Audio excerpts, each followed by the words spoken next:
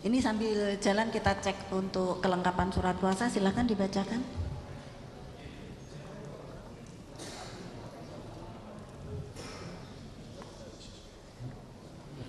Bismillahirrahmanirrahim. Nota perlawanan atas surat dakwaan saudara penuntut umum yang kami beri judul Indonesia menggugat dugaan ijazah palsu Jokowi dalam pusaran krisis multidimensi bangsa.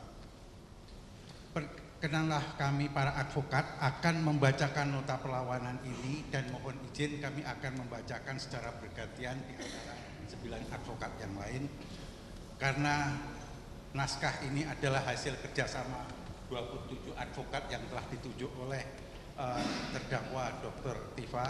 Kami akan membacakan satu persatu advokat yang telah ditunjuk oleh Dr. Tifa. Yang pertama adalah Dr. Andes Muhammad Abdullah Al-Katiri SHMBA, Wirawan Adnan SHMH, Dr. Muhammad Taufik SHMH, Dr. Muhammad Lutfi Hakim SHMH, Ismar Syafuddin SHMH, Burhanuddin Suralaga SH, Muhammad Fahri SH, Dedi Suhardadi SHSE, Deni Apriandi SESHMH, Fawas Basyarahil SHMH, Ramdan Syah SHMH, Ridwan Rahman SH, Dr. M. Fadli Nasution SHMH, Rifai Fadirubun SH, Aziz Yanuar SHMH, Tony Suhartono MSH, Andika Dian Prasetyo SHMH, Dr. Nuraini SST BDN SHMH, Ewi SH, Inung Wondo Saputro SHMH, Erwin Ardianto Utomo SH, Nafi Suwah SH, Safril Elain SH, Ikhwan Fahrodin SH, Gufroni SHMH, Bunga Kurnia Mastab SHMH, Muhammad Rashid Ridho SH. Kesemuanya adalah merupakan advokat yang tergabung dalam tim pembela Dr. Tifa atau yang dikenal dengan TPDT, berkantor di Ahlina Institute, Gedung Cimandi yang berada di Menteng, Jakarta Pusat berdasarkan surat kuasa khusus tertanggal 25 Juni 2026 bertindak untuk dan atas nama terdakwa Dr. Tifa Uzia Tiasuma, tempat lahir di Yogyakarta, tempat tinggal di Apartemen Servino, Kecamatan Tebet, Jakarta Selatan, agama Islam. Majelis hakim yang kami muliakan, saudara penuntut umum dan pengunjung sidang yang kami hormati. Pertama-tama izinkanlah kami, tim advokat terdakwa, dengan segala kerendahan hati menyampaikan rasa terima kasih dan penghormatan yang setinggi-tingginya kepada majelis hakim. Terima kasih atas kesabaran, kearifan, dan kesempatan yang telah diberikan kepada kami untuk menyusun dan menyampaikan perlawanan terhadap surat dakwaan yang telah dibacakan di persidangan ini pada tanggal 2 Juli yang lalu. Apresiasi dan rasa terima kasih yang tulus juga kami sampaikan kepada saudara penuntut umum. Keikhlasan dan kesediaan penuntut umum yang akhirnya telah memberikan sebagian banyak berkas perkara kepada kami adalah sebuah wujud nyata dari penghormatan terhadap asas kesetaraan dalam beracara atau equality of arms. Langkah ini bukan sekedar pemenuhan prosedur administratif, melainkan fondasi utama guna terselenggaranya peradilan yang jujur dan adil atau disebut dengan fair trial.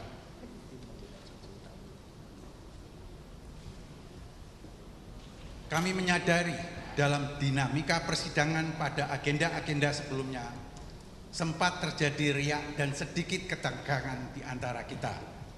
Dari tempat kami berada, kami memohon maaf yang sebesar-besarnya.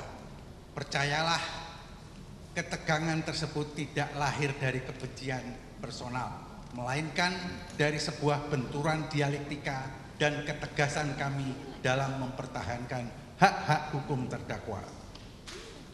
Kita semua yang berada di ruangan ini pada hakikatnya pada hakikatnya disatukan oleh satu cinta yang sama, yaitu cinta pada tegaknya hukum dan keadilan. Majelis hakim yang kami muliakan, perlu kita sadari bersama bahwa peradilan pidana Indonesia saat ini tengah mengitari poros sejarah yang baru. Pengakuan resmi mengenai adanya sistem adversarial di Indonesia bukan lagi sekedar wacana akademis ataupun sekedar berada pada pedoman internal Mahkamah Agung seperti SEMA atau PERMA. Sistem ini telah kami adopsi di dalam Undang-Undang Nomor 20 Tahun 2025 tentang KUHP. Secara eksplisit pasal 4 Undang-Undang Nomor 20 Tahun 2025 menyatakan bahwa hakim acara pidana dilaksanakan dengan perpaduan antara sistem hakim aktif dengan para pihak berlawanan secara berimbang dalam pemeriksaan di ruang pengadilan. Norma ini menegaskan bahwa persidangan hari ini adalah sebuah panggung perimbangan. Dalam filosofi sistem adversarial, pengadilan atau majelis hakim sejatinya bertindak sebagai wasit yang netral atau imparsial. Tugas utama majelis adalah memastikan kedua belah pihak mematuhi hukum acara secara ketat, sementara kebenaran akan muncul ke permukaan melalui pertarungan argumen yang sehat antara pihak yang mendakwa, yaitu penuntut umum, dan pihak yang menyangkal dakwaan, yaitu tim advokat terdakwa. Oleh karena itu, dalam sistem adversarial ini, majelis hakim idealnya tidak diberikan berkas perkara terlebih dahulu sebelum persidangan dimulai. Mengapa? Karena berkas perkara yang disusun di tingkat penyidikan secara psikologis dan sosiologis memiliki kecenderungan yang mengarah kepada hakim bahwa terdakwa adalah bersalah. Jika hakim membaca berkas tersebut sebelum mendengar fakta di persidangan, dikhawatirkan objektivitas hakim akan terdistorsi sejak awal atau akan terjadi semacam prejudgment yang pada akhirnya melahirkan peradilan yang tidak adil atau unfair trial.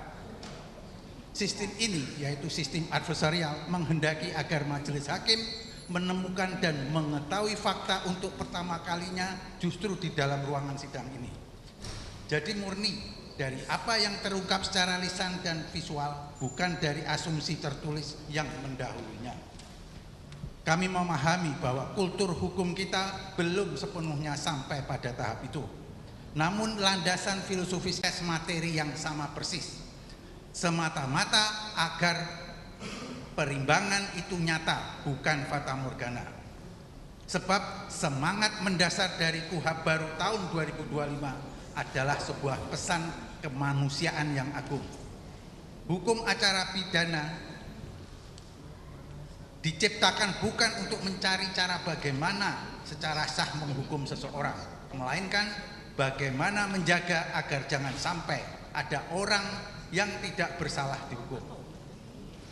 Majelis hakim yang kami muliakan, mari kita jernihkan pandangan kita dan riuh rendahnya dinamika sosial di luar sana. Kami melihat ada dikotomi yang keliru dalam memandang perkara ini. Di satu sisi, para pendukung Joko Widodo kerap menuntut dengan keras agar terdakwa dijatuhi hukuman yang berat.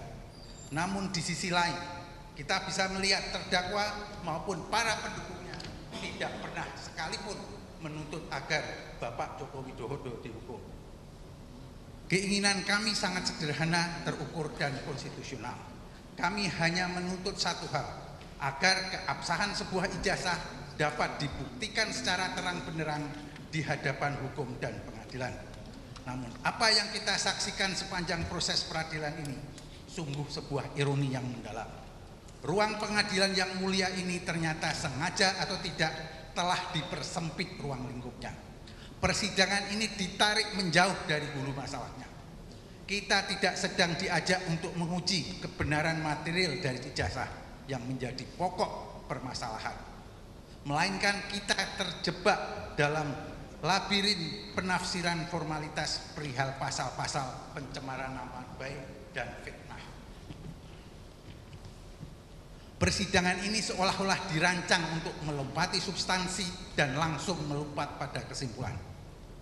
Bagaimana mungkin seorang dihukum karena dianggap memfitnah dan mencemarkan nama baik atas suatu objek, jika objek itu sendiri, yakni kebenaran atau ketidakbenaran ijazah tersebut tidak pernah dibongkar, dibuka, dan dibuktikan secara transparan di dalam sidang. Menghukum terdakwa tanpa membuktikan status hukum ijazah tersebut adalah tindakan yang menolak kebenaran itu sendiri. Majelis hakim yang kami muliakan, persidangan yang menjauhkan diri dari akar kebenaran hakiki adalah sebuah peradilan yang semu. Menghukum seorang atas dasar nama baik tanpa mau menguji kebenaran faktual di balik tuduhan tersebut adalah ketidakadilan yang dipaksakan. Oleh karena itu, melalui nota perlawanan ini dengan segala kerendahan hati, namun dengan keteguhan prinsip,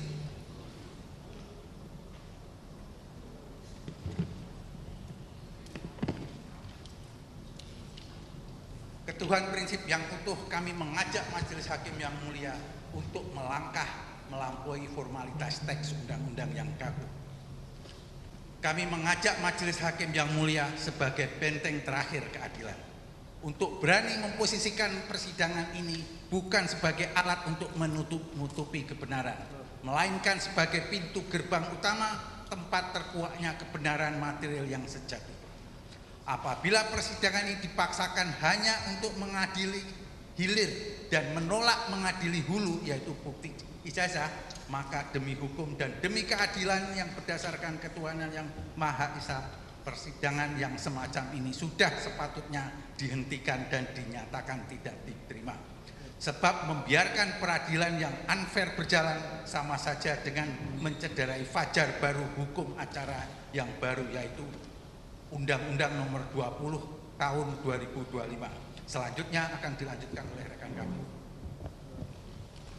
Romawi 1 pendahuluan. Yang mulia majelis hakim dan rekan penuntut umum yang saya hormati, bahwa berdasarkan pasal 206 ayat 1 Undang-Undang Nomor 20 Tahun 2025 tentang KUHP, terdakwa dan advokatnya berhak mengajukan perlawanan bahwa pengadilan tidak berwenang mengadili perkaranya, dakwaan tidak dapat diterima, atau surat dakwaan harus dibatalkan. Upaya hukum ini kami tempuh semata-mata demi menegakkan prinsip due process of law serta memohon perlindungan hukum atas hak-hak konstitusional terdakwa. Bahwa setelah meneliti secara seksama surat dakwaan nomor register perkara PDM dan seterusnya tertanggal 22 Juni 2026 yang terdiri dari dakwaan pertama primer dan subsidiar, dakwaan kedua primer dan subsidiar, dakwaan ketiga, dan dakwaan keempat, kami menemukan adanya keberatan mengenai kompetensi relatif, dasar penuntutan, serta kecermatan, kejelasan, dan kelengkapan uraian surat dakwaan, sehingga nota perlawanan ini diajukan dalam kerangka pasal 206 ayat 1 Undang-Undang Nomor 20 Tahun 2025, sehingga sepatutnya dakwaan dinyatakan batal demi hukum atau tidak dapat diterima. Romawi 2. Perlawanan mengenai kewenangan mengadili atau kompetensi relatif, bahwa asas utama kompetensi relatif dalam perkara pidana adalah locus delicti, yaitu pengadilan negeri berwenang memeriksa, mengadili, dan memutus perkara tindak pidana yang dilakukan di daerah hukumnya. Bahwa kami tim advokat terdakwa sangat keberatan atas penarikan yurisdiksi dan kewenangan mengadili yang tidak konsisten dan tidak cukup menjelaskan dasar kompetensi relatif Pengadilan Negeri Jakarta Timur. 1. Kekacauan penentuan locus delicti dan domisili.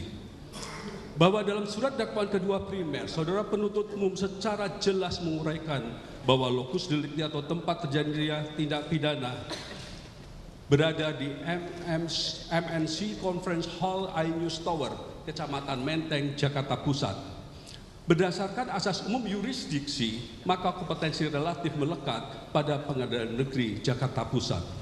Namun, saudara penuntut umum justru keliru dalam menerapkan ketentuan hukum dengan mengutip pasal 165 ayat 2 Undang-Undang Nomor 20 Tahun 2025 tentang tempat tinggal sebagian besar saksi, lalu secara sepihak menarik kesimpulan sepihak bahwa Pengadilan Negeri Jakarta Selatan yang berwenang.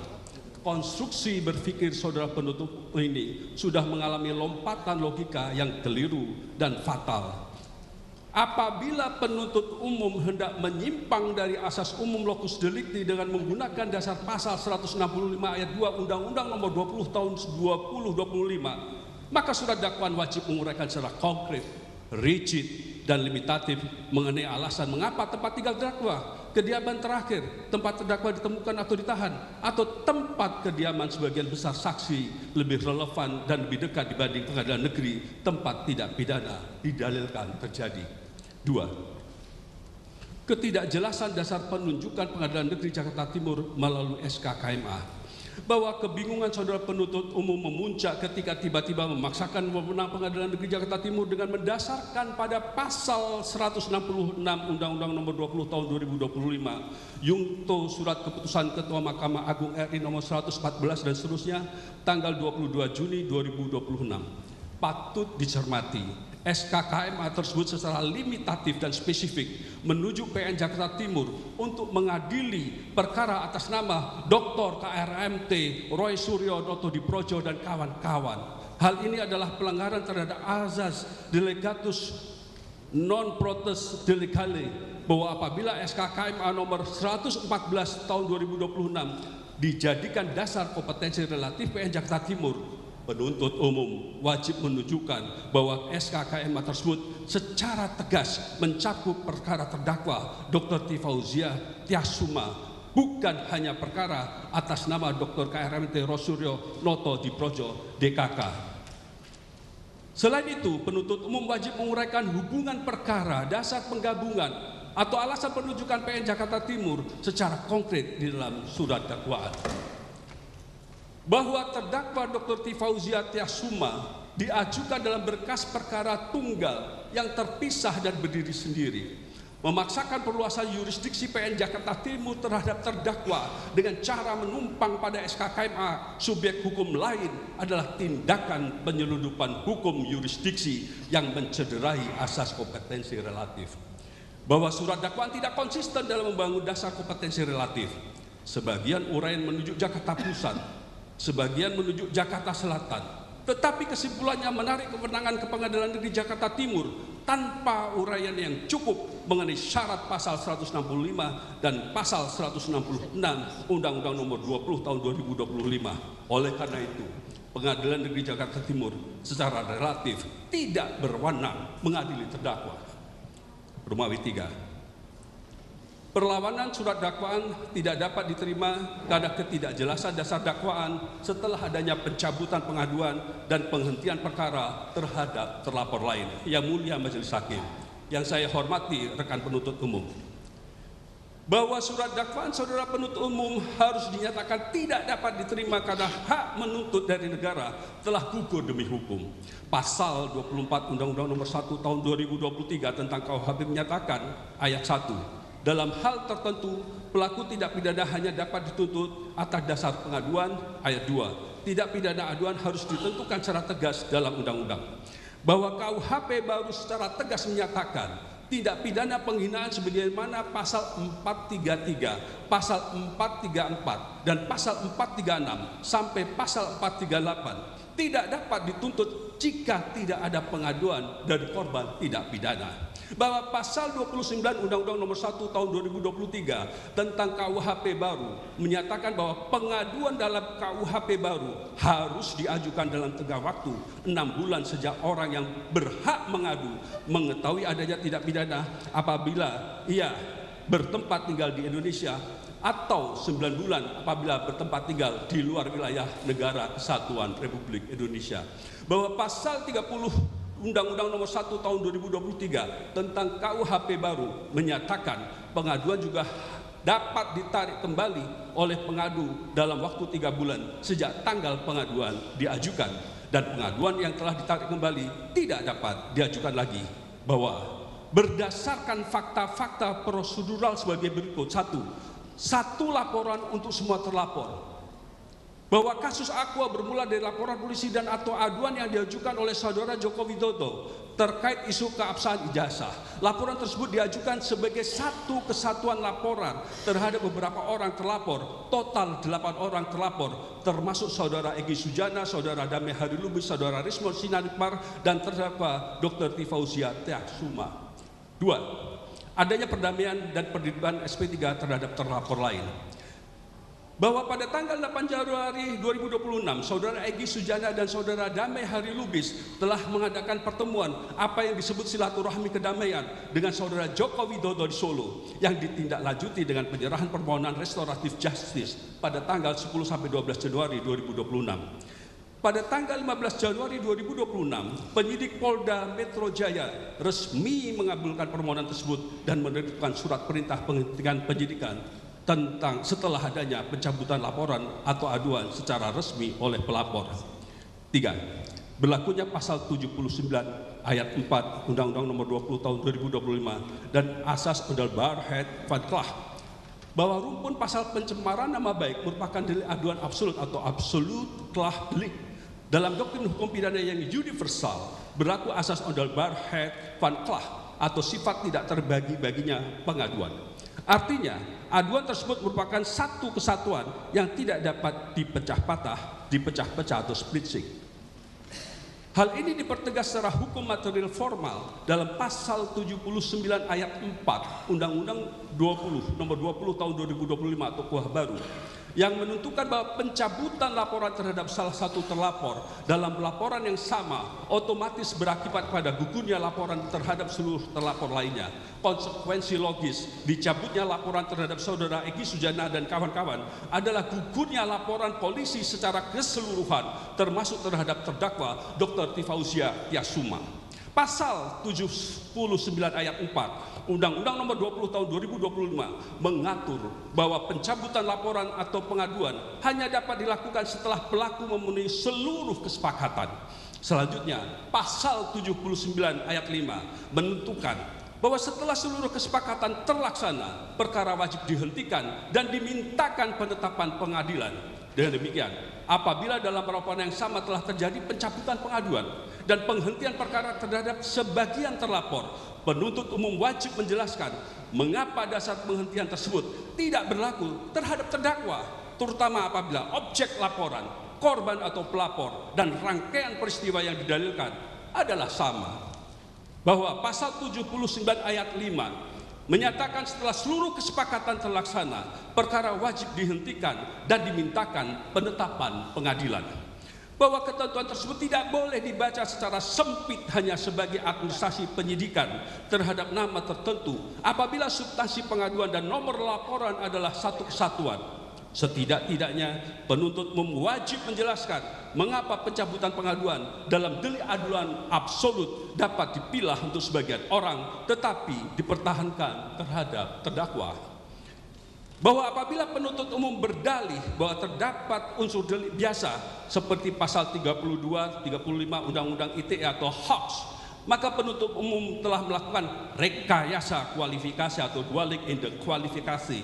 Bahwa berdasarkan jurisprudensi tetap Mahkamah Agung putusan MA nomor 176K/Pit/2021 atau prinsip umum, suatu perkara yang bermula dari laporan polisi sebagai delik aduan atau pencemaran nama baik tidak dapat ditarik paksa menjadi delik biasa hanya karena pengadu mencabut laporannya. 4. Bahwa substansi laporan Aqua murni sengketa kehormatan pribadi, yaitu ijazah mantan presiden. Jika penuntut umum memaksakan kualifikasi delik biasa untuk menghindari asas Odelbarheid van Klacht, maka surat dakwaan tersebut cacat formil karena melampaui batas objek laporan polisi atau ultra petita, melenceng dari laporan awal. Pengaduan tidak boleh diposisikan sebagai alat kriminalisasi terhadap kritik jabatan atau lembaga. Yang mulia Majelis Hakim, yang saya hormati rekan penuntut umum.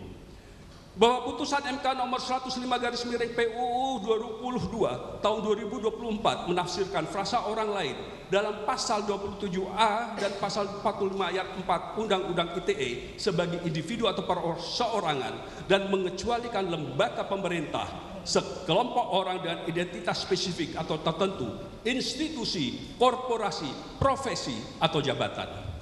Bahwa putusan MK nomor 105 garis miring PUU 22 tahun 2024 juga menafsirkan frasa suatu hal dalam pasal 27A dan pasal 45 ayat 4 Undang-Undang ITE sebagai suatu perbuatan yang merendahkan kehormatan atau nama baik atau nama baik seseorang.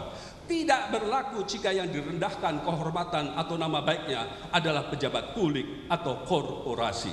Bahwa karena perkara aku berkaitan dengan pernyataan, pertanyaan, penilaian, atau kritik terhadap isu ijazah seorang mantan presiden sebagai pejabat publik atau korporasi, maka penuntut umum wajib memisahkan secara tegas apakah dakwaan ditujukan terhadap kehormatan pribadi saudara Joko Widodo sebagai individu, korporasi, atau pejabat publik, justru terhadap jabatan atau riwayat jabatan atau isu publik yang tidak boleh diperlakukan sebagai objek pencemaran nama baik secara kabur. Bahwa putusan MK nomor 013022 garis miring PUU 4 2006 telah menyatakan pasal 134, pasal 136 bis dan pasal 137 KUHP tentang penghinaan presiden dan wakil presiden bertentangan dengan Undang-Undang Dasar 1945 dan tidak mempunyai kekuatan hukum mengikat karena rentan mengaburkan kritik dengan penghinaan serta menghambat kebebasan menyatakan pendapat. Angka 5, pelanggaran asas similia similibus, bahwa berdasarkan hal-hal tersebut tindakan saudara penuntut umum yang telah melanjutkan penuntutan terhadap terdakwa sementara terlapor lain dalam satu laporan yang sama telah dihentikan atau SP3 demi keadilan restoratif merupakan bentuk penegakan hukum yang diskriminatif atau tebang pilih. Berdasarkan asas similia similibus, perkara yang sama harus diputus dengan cara yang sama. Hak menuntut terhadap terdakwa telah gugur dan dakwaan tidak dapat diterima atau need on vangelis verklaar. Penuntut umum harus menjelaskan secara terang benderang dasar hukum tetap dilanjutkannya penuntutan terhadap terdakwa sementara terhadap terlapor lain dalam laporan dan objek yang sama telah dilakukan penghentian penyidikan. Tanpa penjelasan tersebut, surat dakwaan mengandung cacat mengenai dasar penuntutan dan beralasan untuk dinyatakan tidak dapat diterima. Saya lanjutkan yang mulia. Romawi 4, perlawanan surat dakwaan batal demi hukum karena kabur dan tidak jelas, obscure libel.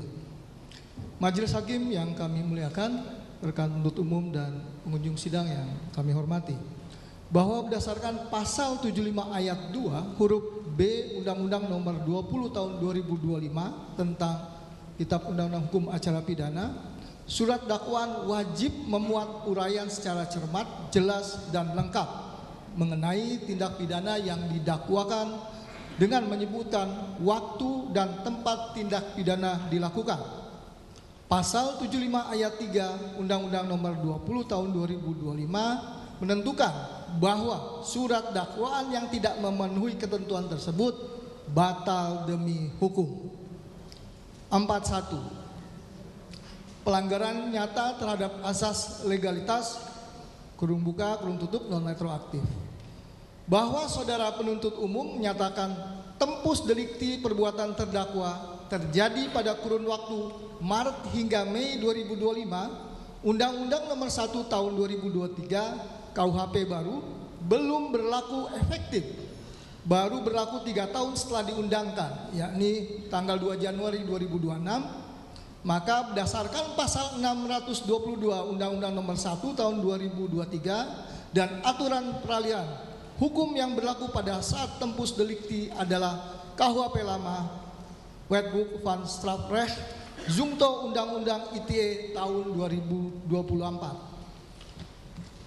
Bahwa saudara penuntut umum tidak menguraikan sama sekali alasan peralihan rezim hukum atau transitional law dan pengabaian asas leg meteor atau asas penggunaan hukum yang lebih ringan bagi terdakwa, saudara penuntut umum memaksakan pasal KUHP baru untuk perbuatan tahun 2025 adalah pelanggaran absolut terhadap pasal 1 ayat 1 KUHP baru nullum delictum nulla poena sine praevia lege poenali, yang mengakibatkan surat dakwaan batal demi hukum. Bahwa saudara penuntut umum justru menjerat perbuatan tersebut menggunakan pasal 434 ayat 1 dan pasal 441 Undang-Undang Nomor 1 Tahun 2023 tersebut menggunakan tentang KUHP baru. Perlu diingatkan bahwa Undang-Undang Nomor 1 Tahun 2023 memiliki masa transisi 3 tahun dan berlaku secara efektif mengikat pada awal Januari 2026.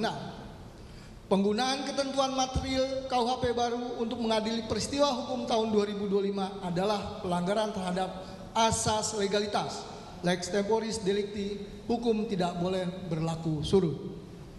Bahwa Undang-Undang Nomor 1 Tahun 2024 tentang ITE menyatakan pasal 27A dan pasal 45 ayat 4 berlaku sampai diberlakukannya Undang-Undang Nomor 1 Tahun 2023 tentang KUHP, sehingga norma pencemaran nama baik elektronik yang berlaku pada Tempus Maret hingga Mei 2025 adalah rezim Undang-Undang ITE 2024, bukan KUHP 2023 yang baru efektif pada tanggal 2 Januari 2026. Bahwa Undang-Undang Nomor 1 Tahun 2024 tentang ITE menyatakan pasal 27A dan pasal 45 ayat 4 berlaku sampai, mohon maaf yang mulia, ini paragraf yang sama, saya lanjutkan.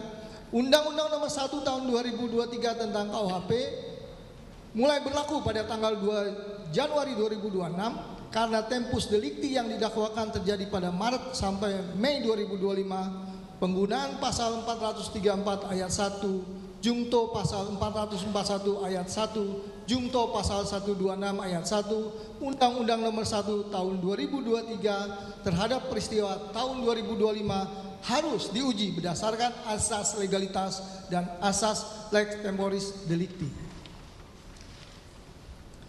Bahwa pasal 1 ayat 1 Undang-Undang Nomor 1 Tahun 2023 menegaskan bahwa tidak ada satu perbuatan pun yang dapat dikenai sanksi pidana dan atau tindakan kecuali atas kekuatan peraturan pidana dalam peraturan perundang-undangan yang telah ada sebelum perbuatan dilakukan.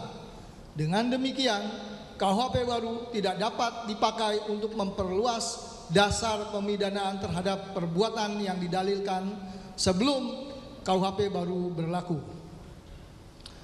Bahwa masalah pokok dalam dakwaan ketiga dan dakwaan keempat bukan semata-mata penggunaan Undang-Undang ITE, melainkan penggunaan Undang-Undang Nomor 1 Tahun 2026 tentang penyesuaian pidana dan pasal 126 ayat 1 Undang-Undang Nomor 1 Tahun 2023 tentang KUHP terhadap perbuatan yang didalilkan terjadi pada tahun 2025.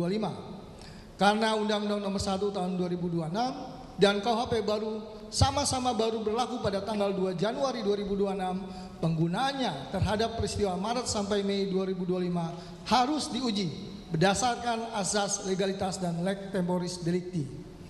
42. Majelis Hakim yang kami muliakan, penuntut umum dan pengunjung sidang yang kami hormati, bahwa saudara penuntut umum menguraikan tentang waktu yang sangat luas Maret sampai dengan Mei 2025 untuk merangkum 28 unggahan media sosial yang berbeda, platform, akun, dan tanggal. Maka surat dakwaan bercampur berbagai unggahan, platform, akun, tanggal, dan pihak yang berbeda tanpa menguraikan secara cermat hubungan masing-masing perbuatan dengan unsur tindak pidana yang didakwakan kepada terdakwa. 43. Locus delicti tindak pidana cyber.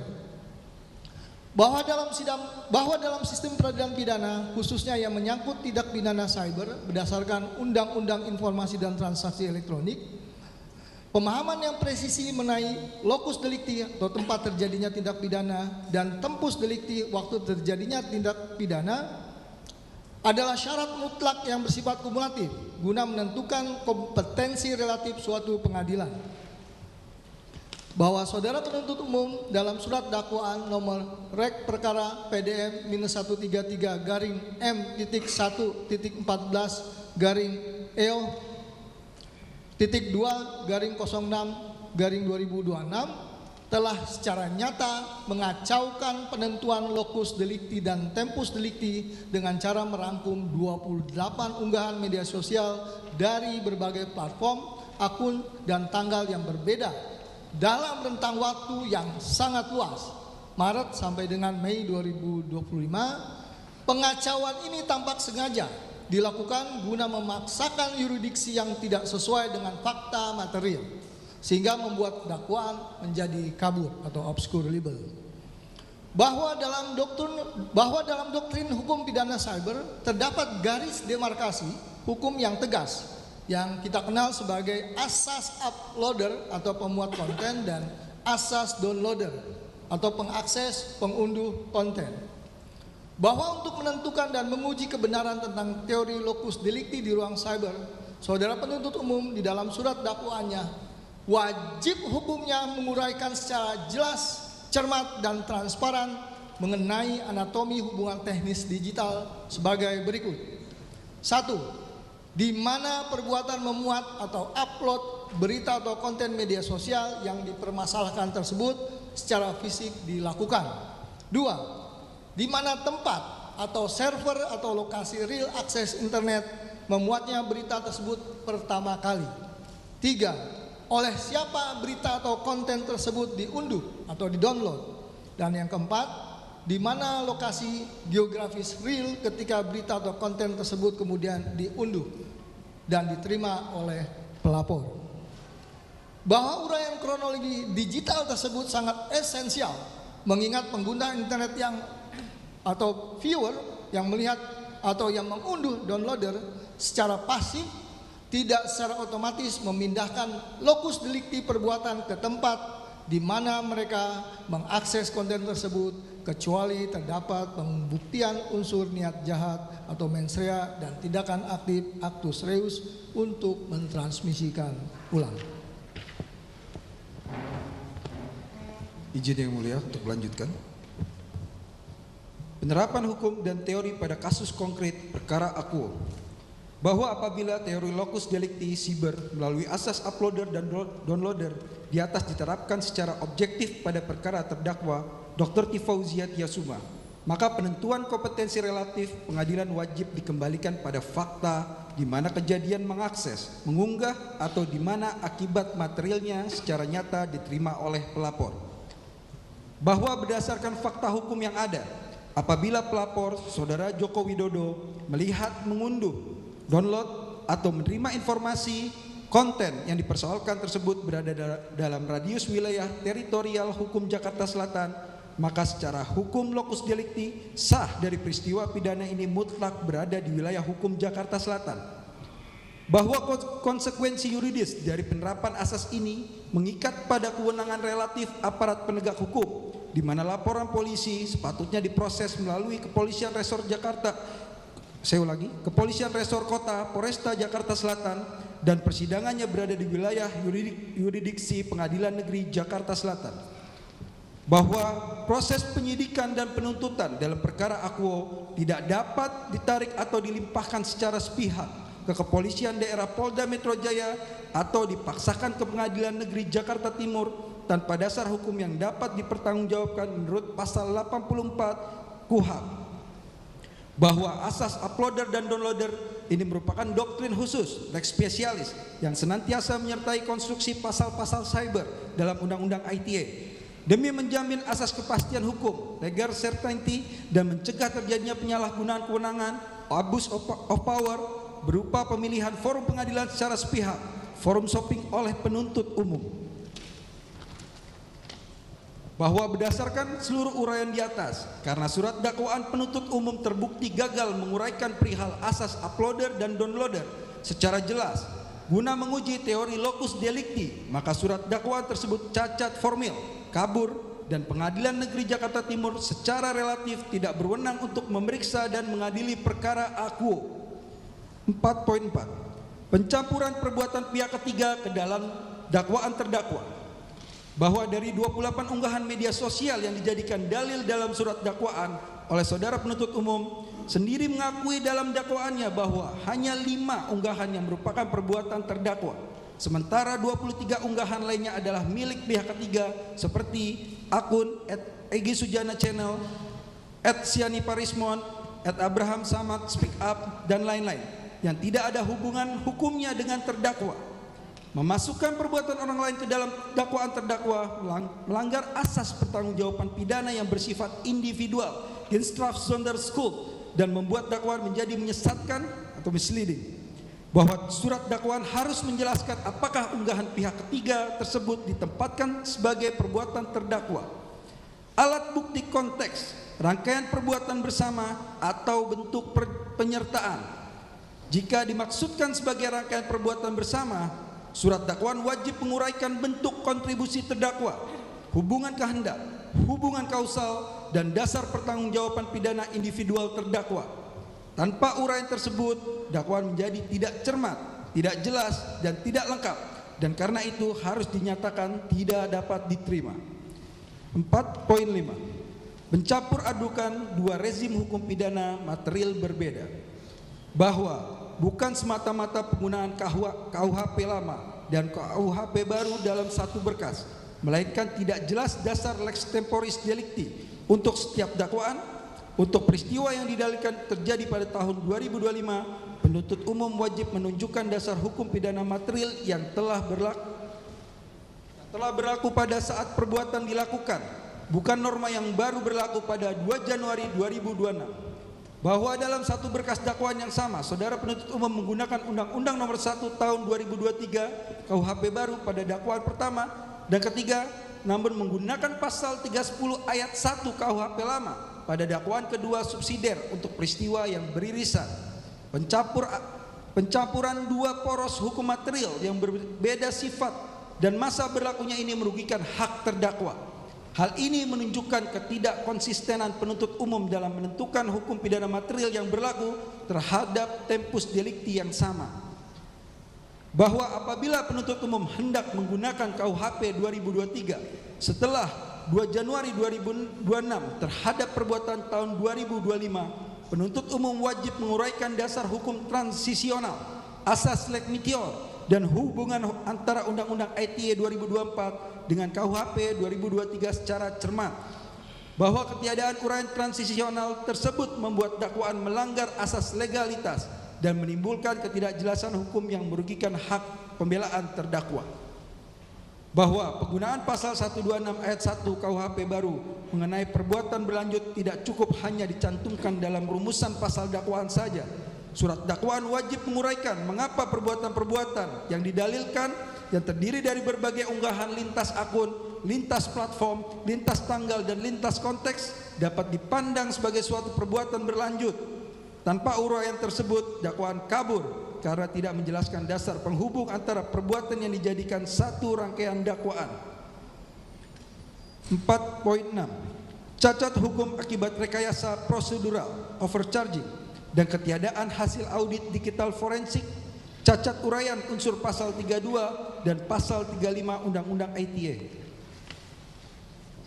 Bahwa saudara penuntut umum telah melakukan kekeliruan fatal overkualifikasi dengan mencampur adukan antara delik aduan absolut dengan delik biasa.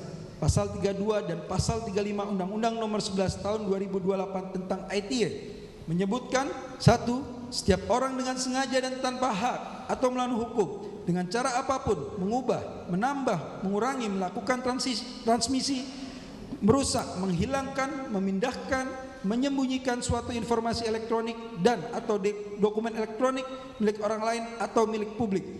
2. Setiap orang dengan sengaja dan tanpa hak atau melawan hukum dengan cara apapun memindahkan atau mentransfer informasi elektronik dan atau dokumen elektronik kepada sistem elektronik orang lain yang tidak berhak.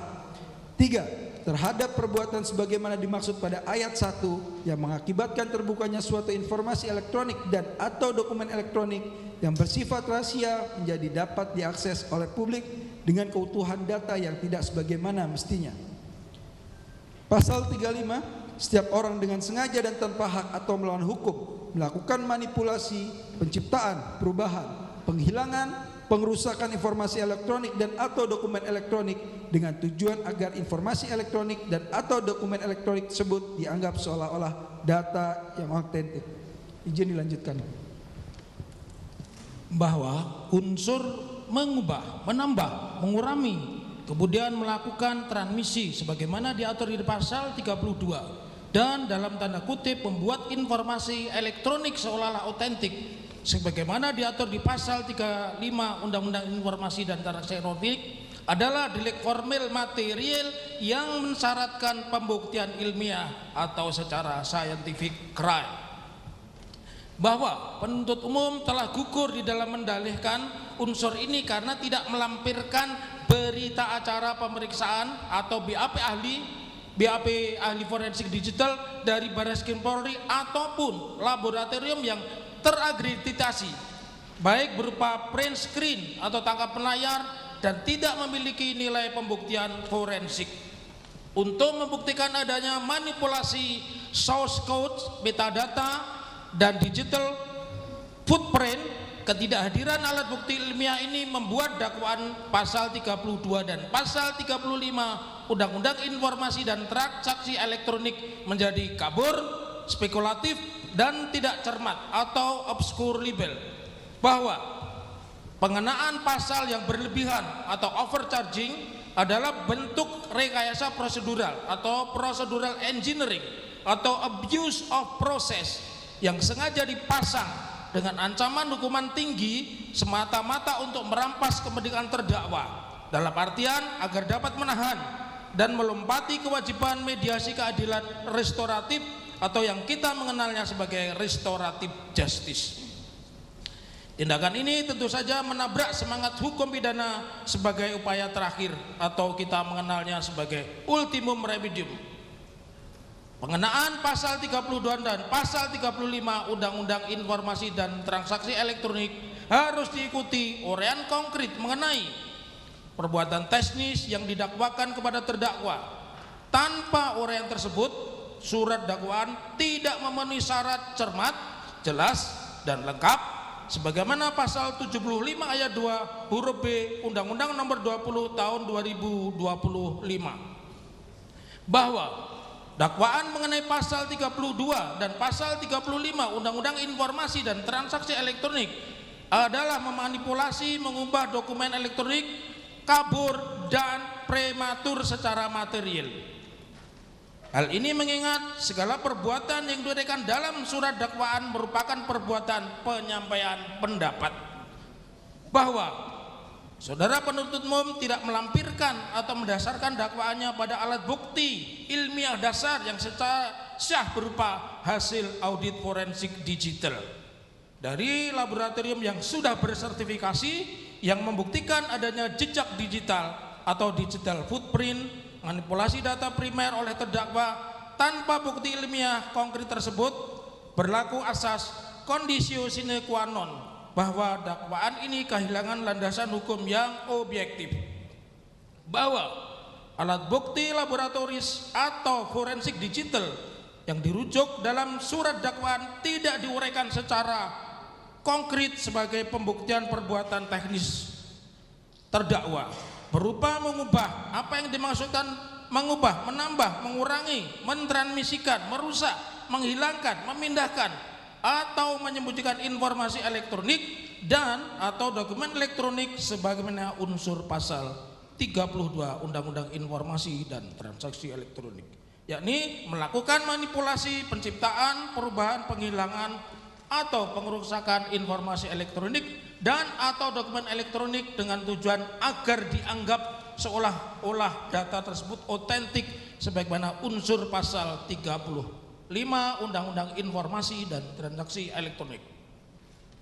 Surat dakwaan seharusnya menguraikan secara konkret dokumen elektronik apa yang menjadi objek, siapa pemilik atau penguasa sah dokumen tersebut, tindakan teknis apa yang telah dilakukan terdakwa, kapan tindakan teknis itu dilakukan, perangkat atau akun apa yang digunakan, kemudian perubahan data atau metadata apa yang terjadi, dan bagaimana tindakan tersebut memenuhi unsur pasal 32 atau pasal 35 Undang-Undang Informasi dan Transaksi Elektronik. Uraian berupa unggahan, komentar, atau penyampaian pendapat tidak otomatis sama dengan perbuatan teknis memanipulasi atau melakukan perubahan dokumen elektronik. Ketiadaan legal standing pelapor dan kekeliruan nyata atas objek dakwaan, error in objecto di dalam penerapan pasal 32 ayat 1 Undang-Undang Informasi dan Transaksi Elektronik.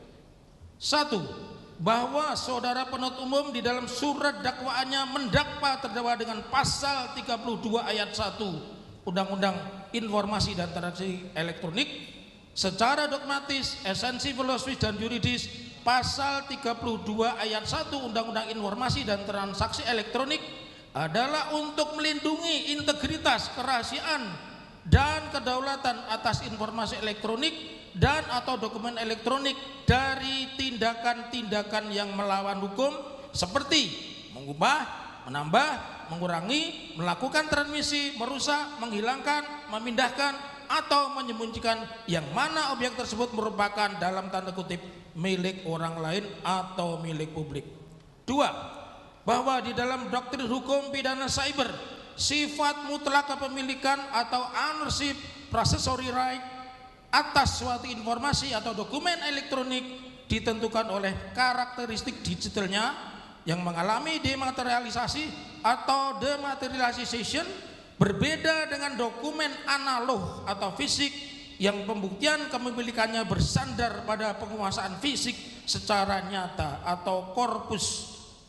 Dokumen elektronik dinilai berdasarkan hak akses legal metadata, autentikasi sistem dan hak kekayaan digital yang melekat pada kreator atau pemegang akun yang memproduksi dokumen tersebut secara elektronik. Dilanjutkan rekan kami.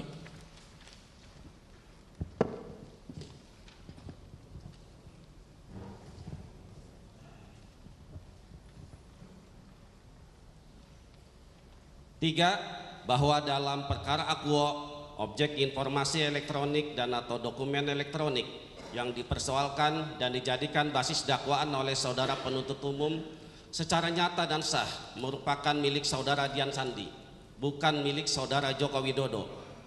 Berdasarkan prinsip kedaulatan digital sovereignty, hak eksklusif untuk merasa dirugikan, mempertahankan integritas dokumen atau melakukan tuntutan hukum atas manipulasi data elektronik atau data interference berdasarkan pasal 32 Undang-Undang ITE mutlak berada pada subjek hukum yang memiliki hubungan langsung sebagai pemilik atau pengendali sah dari dokumen elektronik tersebut, the legitimate data controller owner, yaitu saudara Dian Sandi.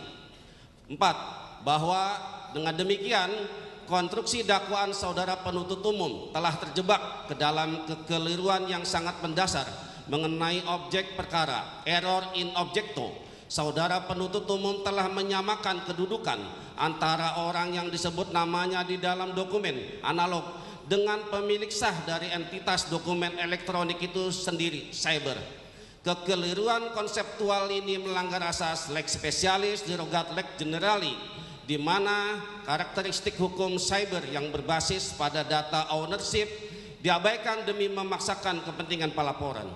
5. Bahwa karena dokumen elektronik tersebut secara yuridis, teknologis bukan merupakan milik saudara Joko Widodo, maka demi hukum saudara Joko Widodo tidak memiliki kapasitas atau persona standing in judicio maupun legal standing, hak gugat atau hak lapor untuk bertindak sebagai korban langsung ataupun pelapor yang sah dalam menggerakkan ketentuan pidana pasal 32 ayat 1 Undang-Undang ITE terhadap terdakwa. 6. Bahwa ketiadaan legal standing pada pelapor dan adanya cacat error in objecto pada surat dakwaan mengakibatkan hak menuntut dari saudara penuntut umum menjadi gugur karena tidak didasarkan pada subjek hukum korban yang valid, legitimate victim. Akibat hukumnya, surat dakwaan saudara penuntut umum harus dinyatakan cacat formil, tidak dapat diterima, need of verlag, dan batal demi hukum. Catatan atau anotasi, Esensi akademis dari argumen di atas didasarkan pada konsep bahwa pasal 32 Undang-Undang ITE adalah bentuk perlindungan terhadap data integrity, integritas data, bukan perlindungan terhadap nama baik atau penghinaan atau fitnah. Karena yang dilindungi adalah datanya, maka yang berhak melapor hanyalah pemilik data tersebut, Saudara Dian Sandi. Saudara Joko Widodo tidak bisa menggunakan pasal 32 karena dia bukan pemilik data atau dokumen tersebut sehingga terjadi error in objecto. 4.7 Pelanggaran terhadap hak imunitas hukum. Bahwa Undang-Undang Nomor 31 Tahun 2014 memberikan perlindungan kepada saksi, korban, saksi pelaku dan atau pelapor agar tidak dituntut secara pidana maupun perdata atas kesaksian dan atau laporan yang akan, sedang atau telah diberikan, kecuali kesaksian atau laporan tersebut diberikan tidak dengan itikat baik. Bahwa pasal 5 ayat 3 Undang-Undang Nomor 31 Tahun 2024 juga memperluas hak perlindungan dalam kasus tertentu kepada ahli, termasuk orang yang memberikan keterangan yang berhubungan dengan suatu perkara pidana, meskipun tidak ia dengar sendiri, lihat sendiri atau alami sendiri, sepanjang keterangannya berhubungan dengan tindak pidana. Bahwa sepanjang pernyataan terdakwa diberikan dalam kapasitas sebagai saksi, pelapor, ahli, atau pihak yang memberikan keterangan atau analisis untuk kepentingan pro justisia secara beretikat baik, penuntut umum wajib menguraikan mengapa pernyataan tersebut tidak termasuk aktivitas yang dilindungi hukum. Bahwa kegagalan menguraikan konteks pro justisia tersebut menjadikan dakwaan prematur, tidak cermat dan tidak lengkap. Bahwa surat dakwaan cacat formil karena penuntut umum gagal mendalilkan unsur melawan hukum berdasarkan fakta yang diuraikan penuntut umum sendiri. Terdakwa memberikan keterangan dalam gelar perkara khusus Barreskrim Polri pada tanggal 9 Juli 2025 bahwa pasal 10 ayat 1 Undang-Undang Nomor 13 Tahun 2006 Junto Undang-Undang Nomor 31 Tahun 2014 memberikan imunitas absolut bagi saksi atau ahli. Tindakan penuntut umum mendakwakan perbuatan yang secara eksleg berdasarkan undang-undang dilindungi dan diperintahkan oleh hukum acara pidana, membuktikan bahwa penuntut umum salah sasaran, error in persona, error in objectum, dan dakwaan harus dikesampingkan demi hukum atau NO. Bahwa surat dakwaan saudara penuntut umum telah mengabaikan fakta hukum primer mengenai status kedudukan hukum terdakwa Dr. T. Fauzia Tiasuma yang memicu pelaporan pidana ini. 1. Kedudukan terdakwa sebagai saksi fakta. Bahwa pada tanggal 30 Juni 2025 terdakwa diajukan secara sah sebagai saksi fakta dalam pengaduan dugaan penggunaan ijazah palsu oleh TPUA, tim pembela ulama dan aktivis. Surat dakwaan mendalilkan tempus delicti Maret sampai Mei 2025. Argumentasi perlindungan saksi harus ditempatkan secara hati-hati.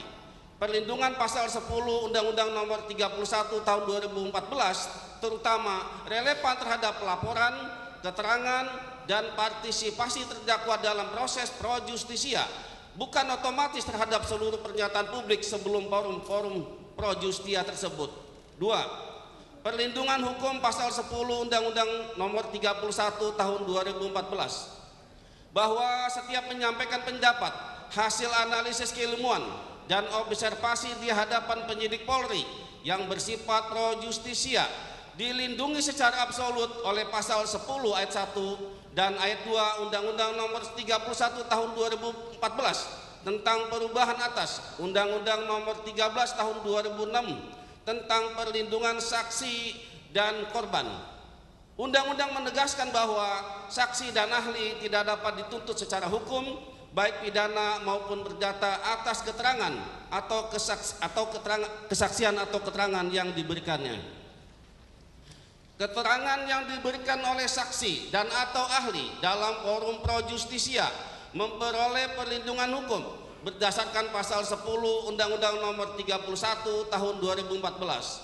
Oleh karena itu, sepanjang pernyataan atau analisis terdakwa diberikan dalam kapasitas sebagai saksi, pendumas, atau ahli dalam proses hukum yang sah, tindakan penuntutan terhadapnya harus diuji secara ketat agar tidak berubah menjadi intimidasi hukum terhadap saksi atau ahli. 3. Miscarriage of justice, peradilan sesat, risiko intimidasi hukum terhadap saksi atau ahli, mengkriminalisasi metode keilmuan dan kesimpulan analitik seorang ahli di dalam forum resmi kepolisian merupakan pelanggaran berat terhadap asas kebebasan akademik dan hak imunitas ahli. Dakwaan yang lahir dari pengabaian hak imunitas ini cacat hukum sejak dalam kandungan Netsit van Rechweg. Apabila penuntutan ini pada substansinya merupakan respon terhadap keterangan, laporan atau analisis yang diberikan terdakwa dalam proses pro justisia, maka penuntutan tersebut patut dinilai sebagai penuntutan yang prematur atau setidak-tidaknya tidak dapat diterima sampai terdapat kejelasan mengenai pokok perkara yang dilaporkan. 4.8. Dakwaan gagal membedakan kritik atau penilaian kepentingan umum dari serangan kehormatan pribadi, bahwa pasal 45 ayat 7 Undang-Undang ITE 2024 menyatakan perbuatan pasal 45 ayat 4 tidak dipidana apabila dilakukan untuk kepentingan umum atau karena terpaksa membela diri, bahwa penjelasan pasal 45 ayat 7 Undang-Undang ITE 2024 menyatakan kepentingan umum mencakup perlindungan kepentingan masyarakat yang diungkapkan melalui hak berekspresi dan hak berdemokrasi, termasuk kritik sebagai pengawasan, koreksi, dan saran terhadap hal-hal yang berkaitan dengan kepentingan masyarakat. Bahwa pasal 433 ayat 3 KUHP baru juga menyatakan perbuatan pencemaran tidak dipidana apabila dilakukan untuk kepentingan umum atau karena terpaksa membela diri. Bahwa pedoman implementasi Undang-Undang ITE menegaskan kritik, penilaian, dan hasil evaluasi tidak semestinya diartikan sebagai perbuatan menyerang kehormatan atau mencemarkan nama seseorang. Bahwa isu keaslian ijazah seorang mantan presiden merupakan isu yang berkaitan dengan kepentingan publik, sehingga penuntut umum wajib menguraikan secara spesifik mengapa pernyataan terdakwa merupakan serangan kehormatan pribadi, bukan kritik, penilaian, pertanyaan, atau hasil evaluasi dalam ruang kepentingan umum. Bahwa dengan demikian keberatan terdakwa tidak hanya menyangkut pembuktian pokok perkara, melainkan terutama menyangkut kewenangan mengadili, dasar hukum penuntutan, asas legalitas, serta kecermatan dan kejelasan surat dakwaan. Keseluruhan cacat tersebut berada dalam ruang lingkup perlawanan sebagaimana pasal 206 ayat 1 Undang-Undang Nomor 20 Tahun 2025.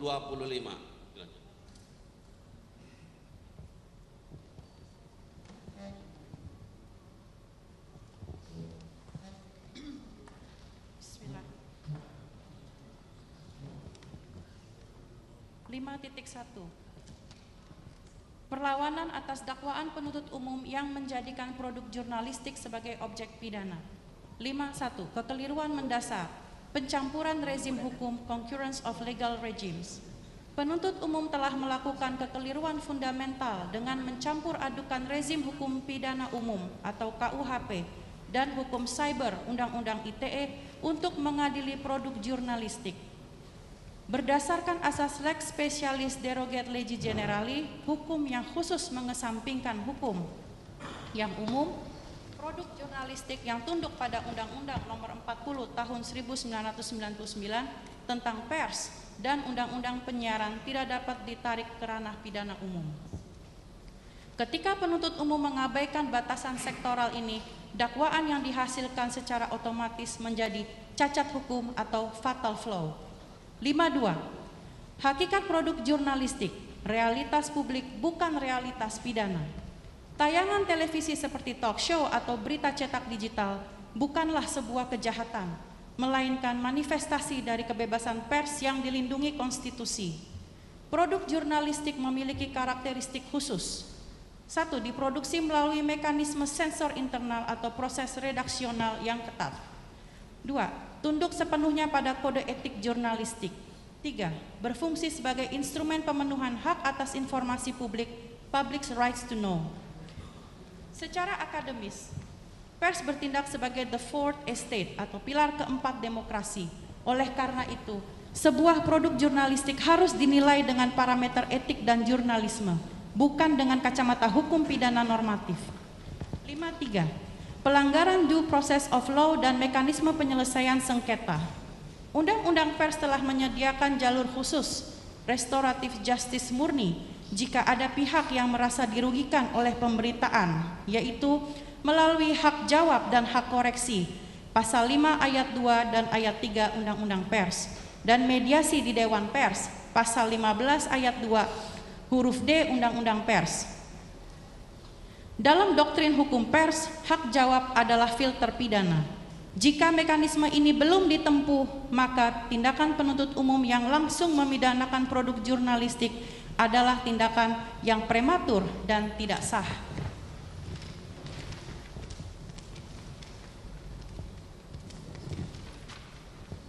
Penguat referensi hukum positif. Hal ini dipertegas oleh nota kesepahaman atau MOU antara Dewan Pers dengan Polri dan Kejaksaan Agung yang berlaku, yang menyatakan bahwa setiap laporan masyarakat terkait produk jurnalistik harus dilimpahkan terlebih dahulu ke Dewan Pers untuk dinilai secara etik, bukan langsung disidik secara pidana. Penuntut umum jelas telah melanggar asas due process of law yang disepakati antar lembaga negara ini. 5.4. Batasan konstitusional dan jurisprudensi Mahkamah Agung. Langkah mempidanakan pers ini secara nyata menabrak benteng putusan hukum tertinggi di Indonesia, yaitu putusan Mahkamah Konstitusi nomor 13/PUU/21/2023 menegaskan secara konstitusional bahwa seluruh sengketa yang lahir dari pemberitaan pers wajib diselesaikan menggunakan mekanisme Undang-Undang Pers. Kriminalisasi langsung terhadap pers dinilai bertentangan dengan Undang-Undang Dasar 1945.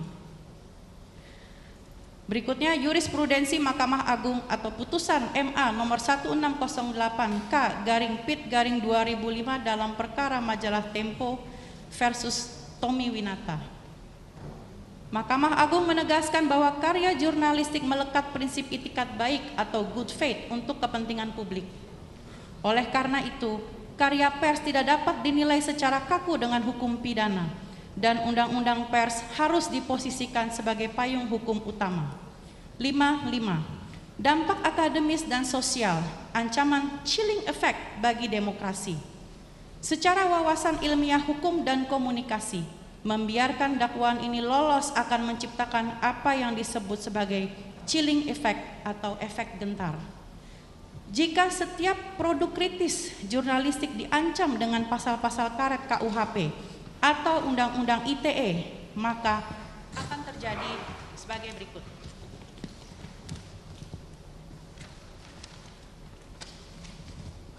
1. Kriminalisasi massal terhadap profesi jurnalis. 2. Sponsorship mandiri atau self-censorship yang berlebihan karena ketakutan sehingga pers kehilangan fungsi kontrol sosialnya.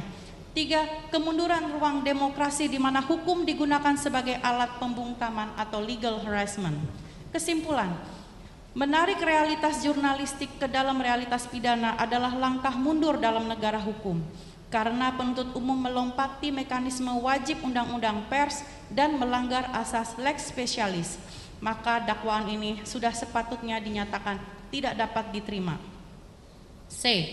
Gugurnya unsur pidana secara keseluruhan, bahwa karena tidak ada perbuatan melawan hukum atau tindak pidana yang dilakukan oleh terdakwa, maka surat dakwaan dari saudara penuntut umum menjadi kehilangan pijakan materialnya, cacat substansi, dan harus dibatalkan demi hukum, null and void. Selanjutnya dilanjutkan oleh. Terima kasih majelis. Melanjutkan. 6. Surat dakwaan tidak sah karena bukan untuk kepentingan penegakan hukum. Perkara yang saat ini mendudukkan seorang Dr. Tifauzia Tiasuma menjadi terdakwa memunculkan pertanyaan besar mengenai supremasi hukum dan kebebasan berpendapat di Indonesia, mengkritisi dan mempertanyakan keabsahan dokumen persyaratan pejabat publik, berujung pada proses hukum yang syarat akan pelanggaran konstitusi, undang-undang hingga prosedural internal kepolisian. A. Mempermasalahkan dokumen publik adalah hak konstitusional, bahwa berdasarkan pada pasal 28F Undang-Undang Dasar 1945 yang berbunyi, setiap orang berhak untuk berkomunikasi dan memperoleh informasi untuk pengembangan pribadi dan lingkungan sosialnya, serta berhak untuk mencari, memperoleh, memiliki, menyimpan, mengolah dan menyampaikan informasi dengan menggunakan segala jenis saluran tersedia.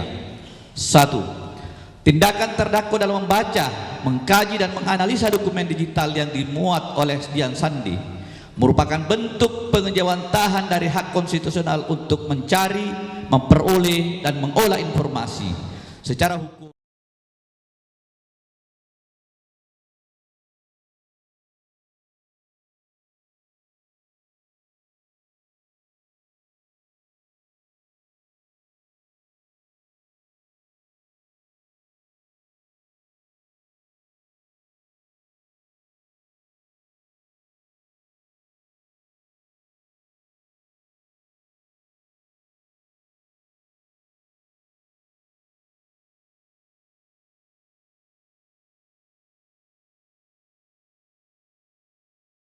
Negara untuk tujuan kebebasan berekspresi. 3. Terdakwa melakukan pengkajian dan penyampaian hasil tersebut dapat dipersamakan sebagai upaya diskursus publik. Dalam iklim demokrasi, kritik, analisis atau penyampaian temuan ke publik adalah cara warga negara berkontribusi pada pengembangan lingkungan sosial dan pengawasan sipil. Dengan demikian, tindakan terdakwa ini bersesuaian dengan frasa dalam Undang-Undang Dasar yang berbunyi, dan menyampaikan informasi dengan menggunakan segala jenis saluran yang tersedia. Selain daripada itu juga bersesuai dengan frasa untuk mengembangkan pribadi dan lingkungan sosialnya.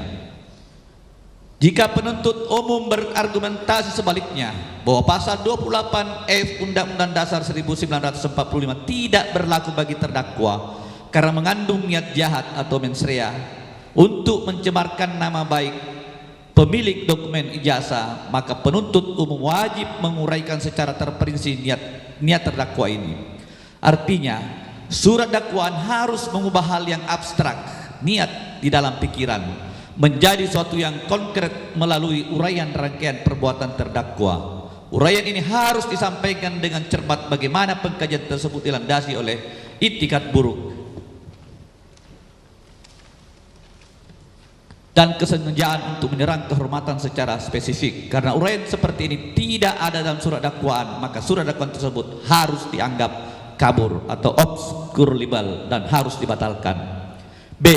Tentang Undang-Undang Nomor 14 Tahun 2008 tentang keterbukaan informasi publik. Setiap warga negara berhak mencari, memperoleh dan menyampaikan informasi termasuk perihal ijazahnya Joko Widodo. Dalam konteks inilah terdakwa melakukan pengkajian itu. Hal ini diperkuat oleh Undang-Undang Nomor 14 Tahun 2008 tentang Keterbukaan Informasi Publik atau KIP. Bila penuntut umum mendakwa bahwa perbuatan terdakwa bukan dalam rangka kepentingan publik, maka hal ini harus diuraikan secara jelas, tepat dan cermat dalam surat dakwaannya. Kami, tim advokat terdakwa berpendapat bahwa tindakan terdakwa adalah demi kepentingan publik karena 3 hal sebagai berikut. 1. Status badan publik, bahwa Universitas Gadjah Mada UGM dan Komisi Pemilihan Umum KPU adalah badan publik yang menerima dana dari APBN. 2. Status dokumen, bahwa ijazah yang digunakan sebagai persyaratan administrasi seorang pejabat publik bukan lagi dokumen privat, melainkan dokumen publik yang sifatnya terbuka dan diuji keabsahannya oleh masyarakat. 3. Pelanggaran KIP, bahwa penolakan institusi terkait untuk membuka informasi ijazah tersebut padahal sudah diminta secara resmi oleh masyarakat merupakan pelanggaran langsung terhadap Undang-Undang KIP pasal 2 dan pasal 4. Menyebarluaskan dan mempertanyakan informasi publik adalah hak yang dilindungi, bukan sebuah kejahatan. C. Pengabaian hak kekebalan hukum terhadap terdakwa sebagai saksi. Terdakwa dalam perkara ini sebetulnya berposisi sebagai saksi atas laporan Pendumas TPUA berdasarkan pasal 10 Undang-Undang Nomor 31 Tahun 2014 tentang perlindungan saksi dan korban, terdakwa sebagai saksi memiliki kekebalan hukum. Sebagai saksi, seharusnya terdakwa tidak dapat dituntut secara pidana maupun perdata atas kesaksiannya. Menurut Undang-Undang Aku, jika ada tuntutan hukum terhadap terdakwa sebagai saksi, maka proses hukum tersebut wajib ditunda hingga kasus yang dia saksikan mendapat putusan pengadilan berkekuatan hukum tetap atau ingkrah. 3. Faktanya, penegak hukum dalam hal ini Polda Metro Jaya telah mengabaikan pasal ini dengan tetap memproses terdakwa adalah batal demi hukum yang mencerminkan adanya cacat prosedur. Atas dasar argumen dan fakta di atas, seharusnya penuntut umum menguraikan dalam surat dakwaan mengapa pengabaian hak kekebalan hukum ini tidak berlaku bagi terdakwa. Absennya uraian ini dalam surat dakwaan, maka surat dakwaan tersebut harus dianggap kabur, obscur libel, dan harus dibatalkan. D. Cacat formil pada prosedur laboratorium forensik. Bahwa salah satu alasan mengapa perkara ini bisa dinyatakan lengkap atau P21 hingga bisa diserahkan untuk dituntut ke pengadilan ini adalah karena laporan dari laboratorium forensik Bareskrim Polri atas barang bukti ijazah yang telah menabrak aturan internal kepolisian, yakni Perkap nomor 10 tahun 2009. Syarat formal pemeriksaan laboratorium pasal 84 ayat 1 Perkap 10 tahun 2009 mewajibkan adanya kelengkapan administratif. Namun proses ini dinilai cacat karena 1. Tidak ada laporan polisi LP. Pemeriksaan dilakukan saat kasus masih berstatus pengaduan masyarakat, bukan penyidikan. 2. Tidak ada BAP tersangka. Pemeriksaan terdakwa atau saksi belum rampung, padahal BAP adalah syarat wajib sebelum uji lab 4. 3. Tidak ada berita acara penyitaan sesuai pasal 1 butir 16 KUHP lama dan pasal 1 butir 35 KUHP baru. Penyitaan hanya bisa dilakukan dalam tahap penyidikan, penuntutan, persidangan untuk pembuktian pro justisia. Faktanya, ijazah tersebut diuji tanpa mempertimbangkan ketentuan di atas. Bahkan, dokumen dikembalikan sebelum hasil diumumkan oleh Dirtipidum Bareskrim Polri pada tanggal 22 Mei 2025. Dilanjutkan oleh rekan.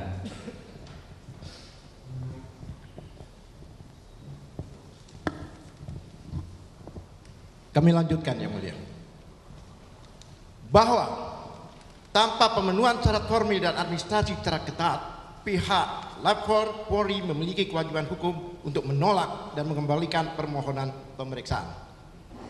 Terlepas dari substansi hasil uji lab tersebut, baik berkesimpulan identik maupun non-identik adalah batal demi hukum. Berdasarkan rezim KUHP baru, yakni Undang-Undang Nomor 20 Tahun 2025, KUHP 2025, sistem pembuktian pidana tunduk secara ketat pada doktrin exclusionary rule, merujuk pada pembatasan legalitas bukti yang termaktub dalam pasal 235 Undang-Undang Nomor 20 Tahun 2025. Alat bukti yang diperoleh melalui cara-cara yang melawan hukum secara otomatis kehilangan nilai pembuktiannya dan dianggap tidak ada. Kami ulangi, alat bukti yang diperoleh melalui cara-cara yang melawan hukum secara otomatis kehilangan nilai pembuktiannya dan dianggap tidak sah. Konsekuensi logis dari gugurnya keabsahan alat bukti forensik tersebut adalah tidak terpenuhinya syarat material pada berkas perkara. Oleh karena itu, perkara ini secara yuridis tidak layak untuk dinyatakan lengkap atau P21. Memaksakan perkara ini berlanjut ke tahap persidangan bukan sekedar cacat formil, melainkan sebuah pelanggaran fatal terhadap azas due process of law yang menjadi fondasi paradigma peradilan dalam pasal 1 Undang-Undang Nomor 20 Tahun 2025. Pemisahan proses dari hasil fruit of the poisonous tree, argumen kami di atas menegaskan bahwa kebenaran material dari bukti fisik tidak ada artinya jika cara mendapatkan buktinya saja sudah melanggar hukum. Jika pohonnya beracun, prosedur ilegal, maka buahnya hasil lapor pun ikut beracun dan tidak boleh dihidangkan di persidangan ini. Penerapan exclusionary rule pasal 235 KUHP 2025. Pasal ini merupakan jantung filter hukum dalam sistem pembuktian kita yang baru. Bukti lahir dari tindakan melawan hukum seperti penangkapan, penggeledahan atau penyitaan cacat hukum. Seperti dalam perkara pra peradilan Roy Suryo nomor 99 garing pidana titik pra garing 2026 PN Jakarta Selatan. Hingga uji forensik yang melanggar hukum dijamin melumpuhkan lewat pasal, kelumpuhannya lewat pasal ini. Gugurnya status P21, penuntut umum tidak bisa menerbitkan status berkas lengkap secara material jika bukti krusial di dalamnya didapat secara tidak sah. Menyeret kasus ini ke persidangan bermodal bukti tidak sah seharusnya tidak bisa diterima oleh pengadilan ini. Need on one click fair plan.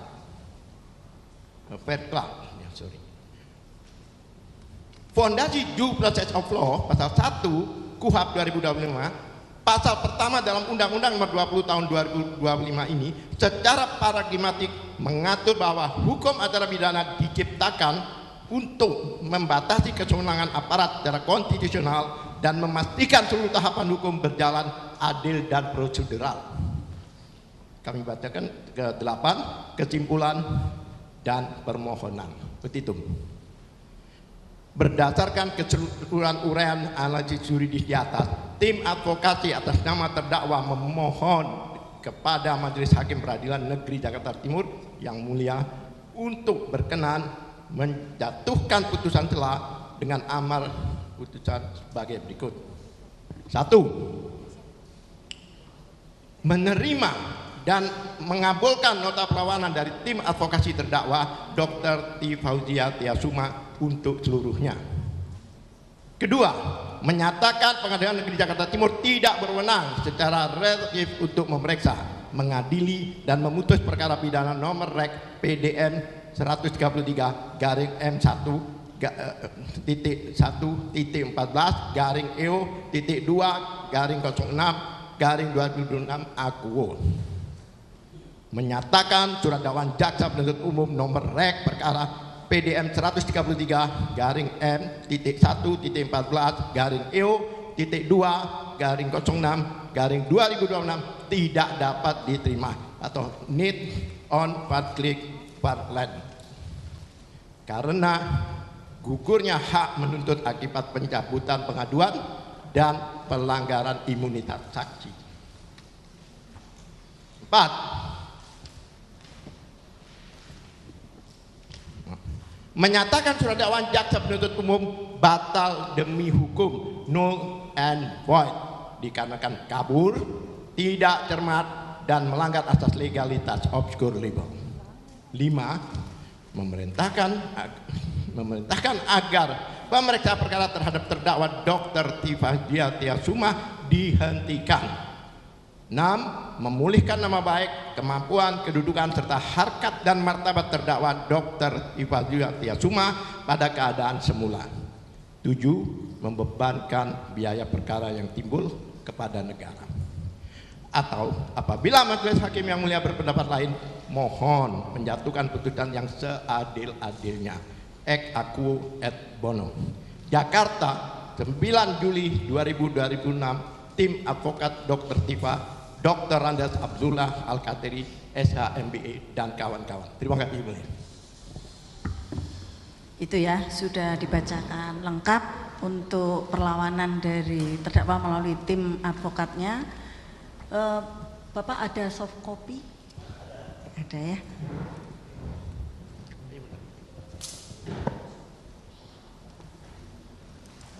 Dikirim ke melalui email pidana. Email pidana bisa dilihat.